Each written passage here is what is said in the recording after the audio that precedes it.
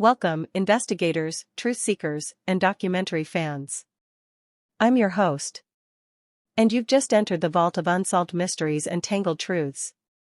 Before we go any further, if you're fascinated by stories where reality is stranger than fiction, where family loyalty battles with justice, make sure your seatbelt is fastened.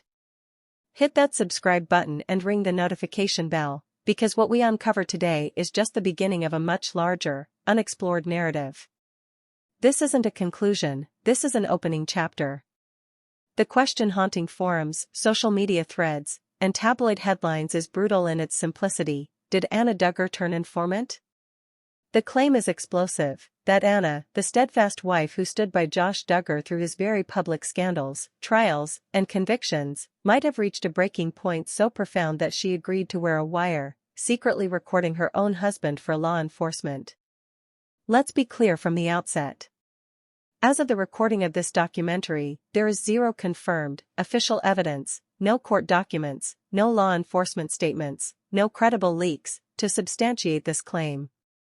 It exists purely in the realm of rumor, speculation, and anonymous online sources. Josh Duggar was convicted in December 2021 on charges of receiving and possessing child sexual abuse material. His appeals are ongoing.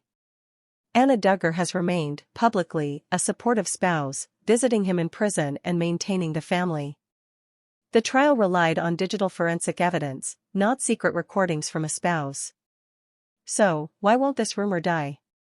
Why does it persist with such eerie tenacity, growing in detail and conviction with each passing month? That's the real story we're exploring today. This isn't a story about a confirmed event. This is a story about a story. A modern myth in the making. A tale that speaks to our deepest fascinations with secrecy, betrayal, and the hidden cracks in a carefully constructed public image. To understand the power of this rumor, we must first understand the landscape it was born into. The Duggar family rose to fame with their reality TV show, presenting an image of conservative, Christian values, modesty, and tight-knit familial loyalty. Their brand was built on unity. Then came the avalanches. First, the revelations about Josh's past misconduct as a teenager. Then, the Ashley Madison infidelity scandal. And finally, the arrest and trial for the possession of illicit material. Each event tested the family's public stance and Anna's much scrutinized decision to stay. Public perception of Anna has always been polarized. To some, she is a victim, trapped by her upbringing and beliefs in a cycle of forgiveness and submission. To others, she is an enabler, choosing blind loyalty over moral protection. This dichotomy creates a fertile ground for explosive narratives. The idea of her snitching is so compelling precisely because it bridges these two views. It transforms her from a passive figure into an active, albeit hidden, agent of justice. It's the ultimate plot twist, the quiet wife becoming the secret weapon. The rumor seems to have originated in the murky depths of online discussion boards dedicated to dissecting the family. Anonymous posters, claiming insider knowledge or connections to the legal proceedings in Arkansas, began dropping cryptic hints. Wait until the audio comes out, one might say. The feds had an insider wearing a wire, and it wasn't who you'd expect, claimed another. These fragments, devoid of names but heavy with implication, were picked up by commentary YouTube channels and gossip blogs. Through repetition, the unnamed insider became, by popular deduction, Anna. The proposed logic of the rumor often follows this pattern. The federal case against Josh was remarkably solid for a digital evidence case. Speculators ask, did they have something more? Could a recorded conversation, perhaps confirming his activities or state of mind, have been the ace up the prosecution's sleeve? And who, in his inner circle, would have the access and the motive to finally bring him down? The finger, in the realm of theory, points at the person sharing his home and life. But let's pause and inject the cold water of legal reality. First, obtaining consent from a spouse to wiretap another spouse is an extraordinarily delicate legal maneuver, fraught with ethical and marital privilege complications. Second, there has been no mention of any such recording in court filings, which would be a crucial piece of evidence. The prosecution's case was built on computer logins, file downloads, and passwords, a digital paper trail. Third, if such a risky operation had been undertaken and succeeded, it's highly unlikely it would remain a secret known only to internet sleuths after a conviction. Yet, the rumor evolves. New details emerge. Some versions claim it happened in the weeks leading to his arrest, as the net was closing. Others suggest it was earlier, during the initial Homeland Security investigation's raid on his car lot. There are even narratives that paint it as a desperate deal struck by Anna to secure leniency for herself or to guarantee custody of her children.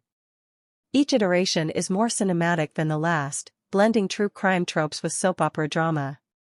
This brings us to the psychological engine driving this myth, the public's craving for narrative justice.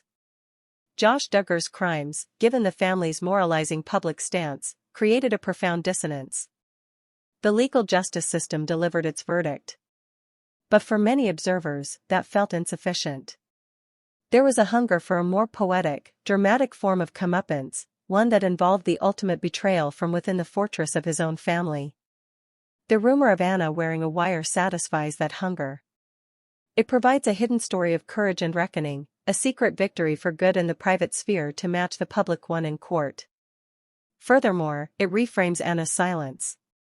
Her public quietness, often interpreted as complicity or weakness, can be reimagined as the necessary silence of someone who has played a dangerous game and won. It turns her from an object of pity or scorn into a potential, clandestine hero. Whether true or not, the rumor itself is an attempt by the public to rewrite a story that left them deeply unsatisfied with the role of a key character. But what about the sources? Who are these anonymous voices, and what might their motives be? This is where our investigation branches into shadowy possibilities. Could they be simply trolls, fabricating drama for attention and clicks in a community ravenous for Duggar content? Entirely possible. Could they be individuals with tangential connections to the case, perhaps former associates, disillusioned family friends, or even fake accounts, seeding misinformation out of spite or a twisted sense of entertainment? Also possible. There's a darker, more speculative branch. Could the rumor itself be a form of psychological warfare? Aimed not at Josh, who is already imprisoned, but at Anna and the Duggar family? To plant seeds of paranoia and distrust within an already fractured dynamic? To punish Anna for staying, by creating a myth that would infuriate the family's loyalist base against her? In the high-stakes, low-ethics world of online fandom and anti-fandom, such tactics are not unheard of. The rumor is a weaponizable narrative. We must also consider the role of the media ecosystem. YouTube channels, blogs, and social media accounts dedicated to family drama have a voracious appetite for content. A slow news day in the Duggarverse can be jump-started by a provocative what-if video. The Anna wire theory is the perfect evergreen topic. It's unprovable, shocking, and drives immense engagement in the comments as people debate its plausibility. The rumor is not just a story, it's a business model for content creators. Each new video analyzing it gives it more oxygen, cementing it further in the collective consciousness, regardless of its truth. So, where does this leave us? With more questions than answers, and a narrative that is very much alive. Has Anna Duggar ever spoken to authorities? It's not impossible, many spouses in such situations are interviewed. But the leap from a voluntary interview to donning a wire is a chasm, legally and practically. Did law enforcement ever consider it? Without confirmation, we are in the realm of spy novels, not documented fact. The persistence of this claim tells us far more about us, the audience, the commentators, the public, than it does about Anna or Josh Duggar. It reveals our desire for hidden truths, for cleaner moral resolutions, and for the underdog to have a secret power. It shows how, in the digital age, a narrative can be born, nurtured, and sustained entirely on the fuel of speculation and desire, detached from the bedrock of verified fact. And this is precisely where our documentary must, for now, pause. Not end, pause. Because this story is not static. Josh Duggar's appeals process continues. New legal filings could, in theory, reveal unexpected facets of the investigation, though such a revelation is considered unlikely by legal experts. The family's story continues to unfold. Anna's own life path is still being written. Every few months, a new post, a new video, a new source breathes fresh life into the rumor, adding another layer to the legend. This is the nature of modern mysteries. They don't conclude with a neat ribbon at the end of a one-hour special. They sprawl, mutate, and live online. Our investigation, therefore, is ongoing. We will be monitoring court dockets, sifting through credible journalism, and yes, watching the whisper networks, not to spread rumors, but to understand the powerful currents of narrative they represent. And this is where you, the audience, become part of the documentary. Not by spreading unsubstantiated claims, but by practicing critical thinking. The next time you see a shocking headline about this case or any other, ask yourself, what is the primary source? Is this based on a document, a named official, or an anonymous forum post? What agenda might the person spreading this information have? Separating the signal from the noise is the most crucial skill in the information age. The question, did Anna Duggar wear a wire, may never be definitively answered in the public sphere. But the saga of the question itself, its birth, its life, and its undeniable impact on the perception of this ongoing family tragedy, is a complete, fascinating story in its own right. It's a case study in how 21st century folklore is born. If you're hooked on this deep dive into the intersection of crime, media, and modern mythmaking, your next step is crucial. Help us build a community dedicated to unraveling truths, not just spreading tales. Smash that like button, it tells the algorithm this is the kind of thoughtful content you want to see. Subscribe to the channel and click the notification bell. Why?